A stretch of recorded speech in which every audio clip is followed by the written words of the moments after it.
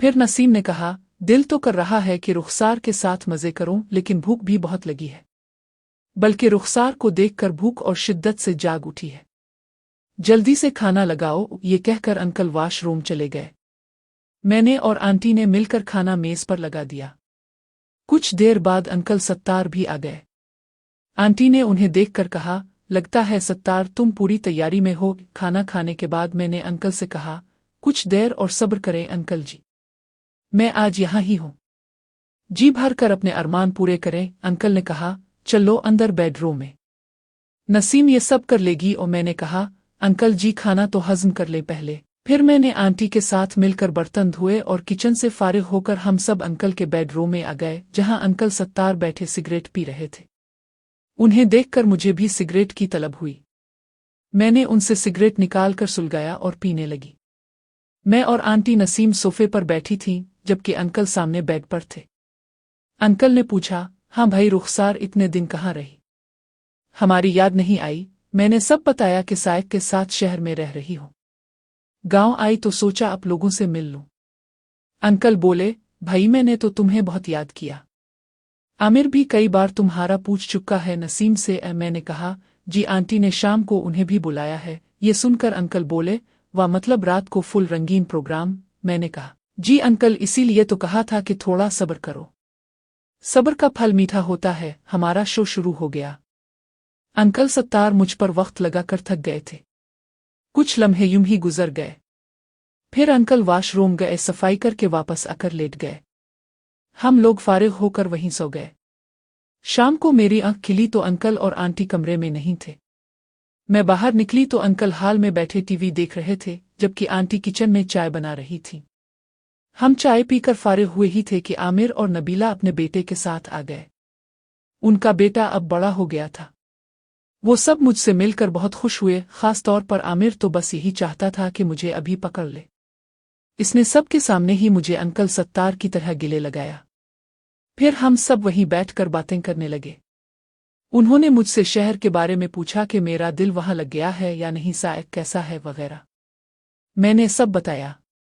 अचानक आमिर ने पूछा, रुखसार ये बताओ साइक के अलावा भी किसी के साथ किया वहां या नहीं? मैं ये सुनकर कुछ देर खामोश रही, लेकिन जवाब तो देना था। मैंने कहा, अरे तुमने मुझे क्या समझ रखा है? हालांकि इसमें कोई शक नहीं था कि मैं एक बाजारी ही थी। अब तो हफ्ते में एक बार ही सही अपने लिए कोई खतरा मोल नहीं ले सकती थी, लिहाजा झूठ ही बोलना पड़ा। फिर अंकल सत्तार बोले, छोड़ो ये बातें, ये बहुत दिन बाद आई है तो रात को जश्न होना चाहिए। क्या ख्याल है? आमिर बोला, जी अंकल बिल्कुल, जश्न तो बनता है। इस पर अंकल बोले, गुडिये हुई ना बात, हल्की फुल्की बातों में रात हो गई। फिर रात को मैं एक धंधा भी करने लगी। सब ने खाना खाया और हम लोग अंकल के बेडरूम में आ गए। अभी आमिर और नबीला का बेटा जाग रहा था तो मैं उसके साथ खेलने लगी। कुछ देर बाद नबीला ने कहा, मैं सोने जा रही हूँ। वो अपने बेटे को साथ ले गई। नबीला को मेरे अंकल और आमिर के ताल्लुकात का पता था, लेकिन वो कभी हमारे साथ शामिल नहीं हुई थी। अब अंकल के बेडरूम में सिर्फ आमिर, नसीम, आंटी में और अंकल रह गए थे। अंकल ने मुझे बेड पर आने को कहा। मैं उठकर उनके पास चली गई। फिर हम लोग बाहर आए। सामने नाश्ते की मेज पर आंटी, नसीम, आमिर, नबीला और उनका बेटा बैठे थे। नबीला का बेटा उसकी गोद में था। मैंने इसे उठाया और प्यार करने लगी। आंटी नसीम ने पूछा, रुखसार रात कैसी गुजरी? सत्तार और आमिर ने ज्यादा तंग तो नहीं किया? मैं हंस दी। हमने नाश्ता किया। नाश्ते के बाद मैंने घर जाने की तैयारी की। आंटी नसीम ने कहा, एक दो दिन रुक जाओ। लेकिन मैंने कहा, नहीं, मुझे शहर जाना है क्योंकि साइक अकेला है। इसके खाने पीने का मसला होता है। फिर आऊंगी। अंकल ने कहा, चलो मैं तुम्हें घर छोड़ आता हूं। मैं अंकल के साथ अपने घर आ गई। घर में मुलाजमीन ही थे। मैं रात भर जागी हुई थी, इसलिए सो गई। शाम को फाइक आया तो मैंने शहर जाने की बात की। फाइक ने कहा, ओके, कल मैं छोड़ आऊंगा। वैसे भी तुम्हारा यहाँ का काम तो हो गया है। दूसरे दिन मैं शहर आ गई। साइक को फोन किया तो वो घर पर ही था। फाइक भाई दिन का खाना खाकर चले गए। मुझे ये मालूम ना था कि मैं जिंदगी में आखिरी बार अपने बड़े भाई को देख रही हूँ और अपना गांव, हवेली और वो सब लोग अब कभी मुझे देखने को नहीं मिलेंगे। यही इस कहानी का अहम मोड़ है जिसने मुझे इस बाजार की बाई बना दिया और मैं रुखसार से रुखसार बाई बन गई। खैर चलते हैं कहानी की तरफ के कैसे ये सब हुआ।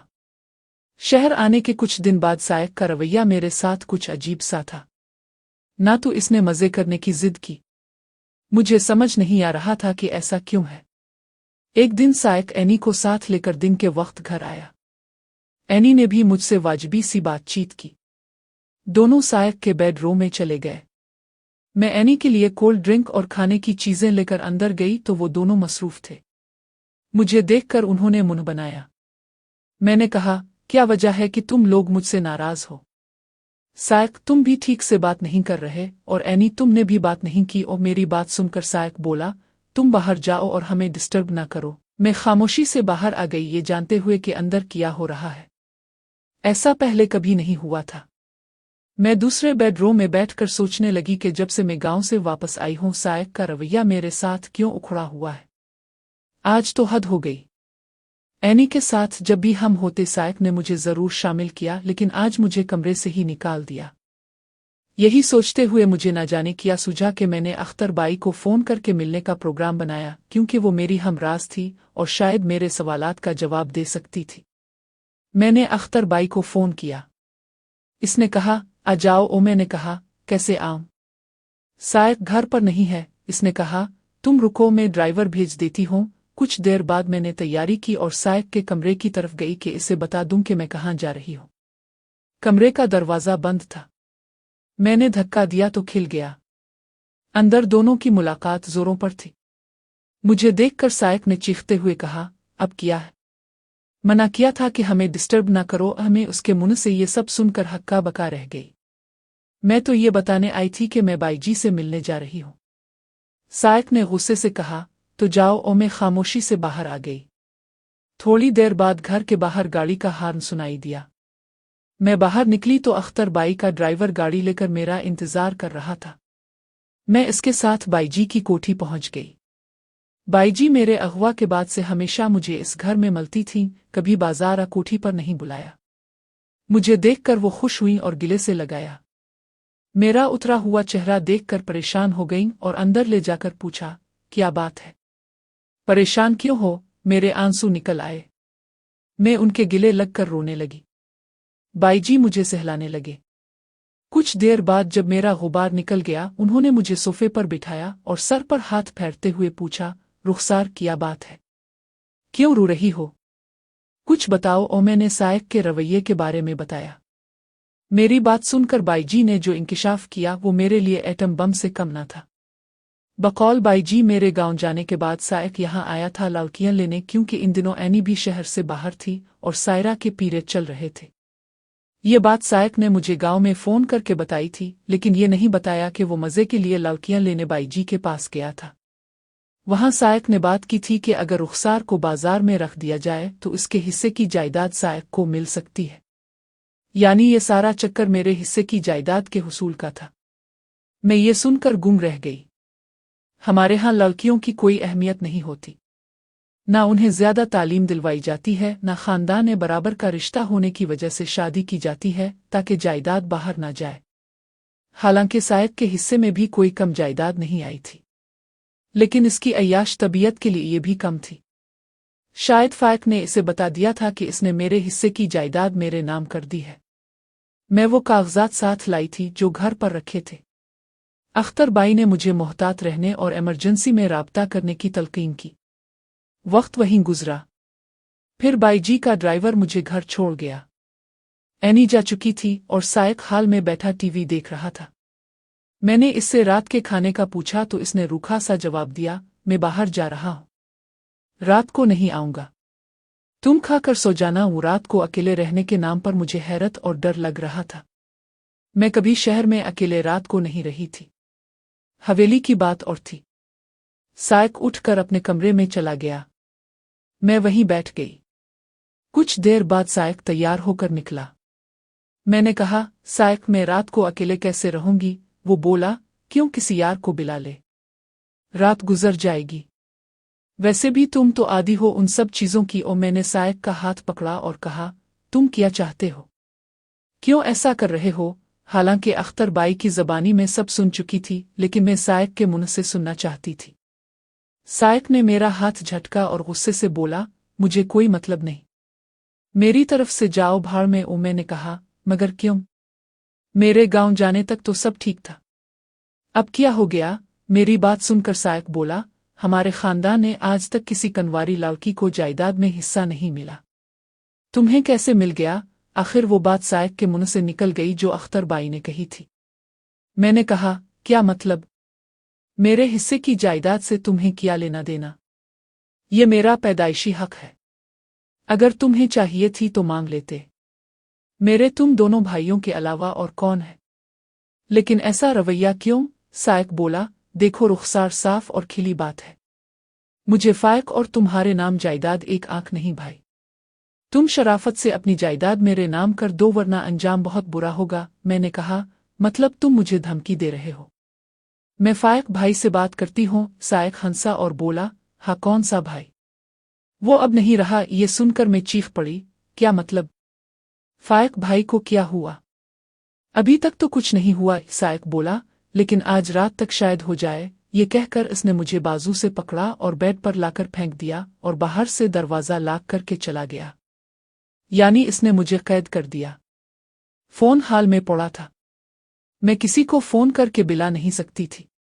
कमरे की वाहिद खिड़की में लोहे की गर लगी थी और वॉशरूम से भी बाहर निकलने का कोई रास्ता न था। मैं बेड पर बैठकर रोने लगी।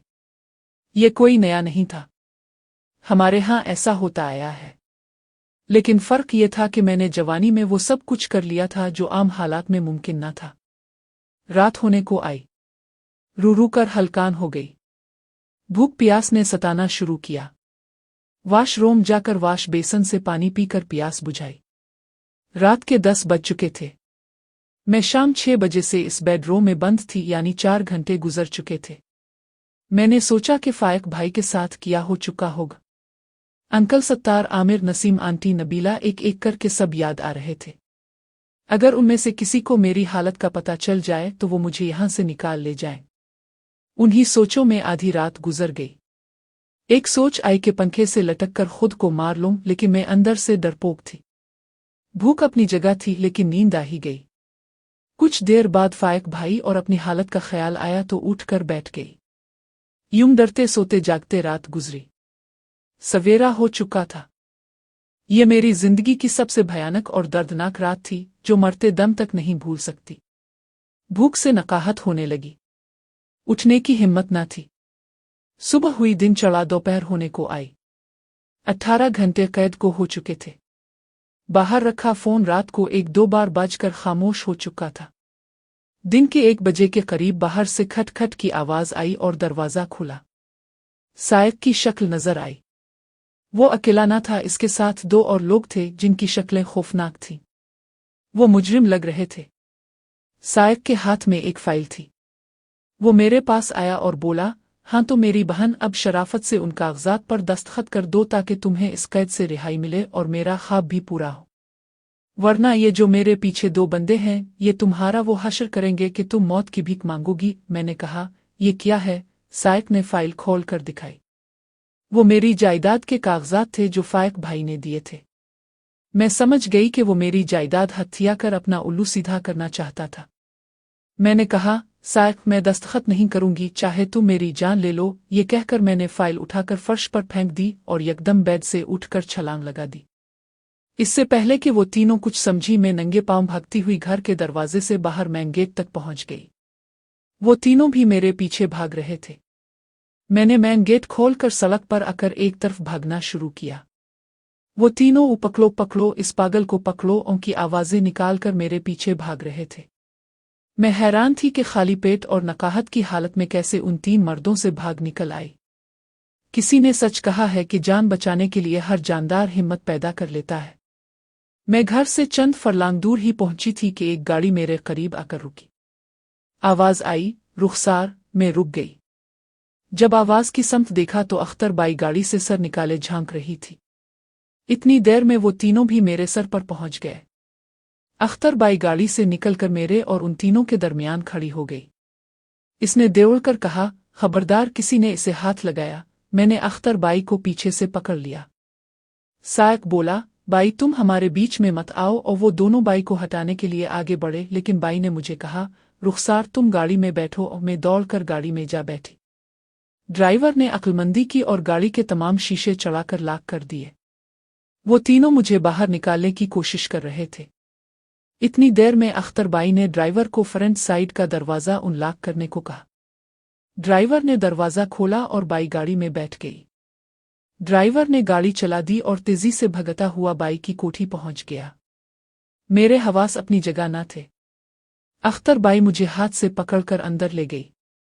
सबसे पहले मुझे पानी पिलाया।